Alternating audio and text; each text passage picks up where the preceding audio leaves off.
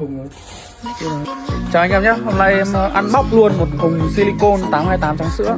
Vào đây. Ăn bóc.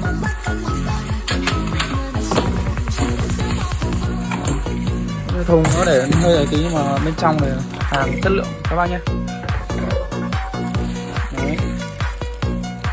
Đấy. Đây rồi nó chắt lẻ ra các cái thùng 5 cân.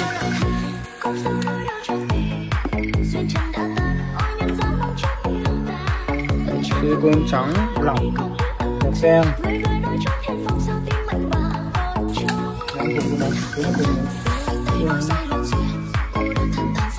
Silicone lỏng, không là không có silicone lỏng với cả silicone đen với kiểu các bác nhé, silicone pha trộn có silicone trắng một là silicone trắng sữa này, hai là silicone màu trắng mờ, một loại trắng sữa này không dùng.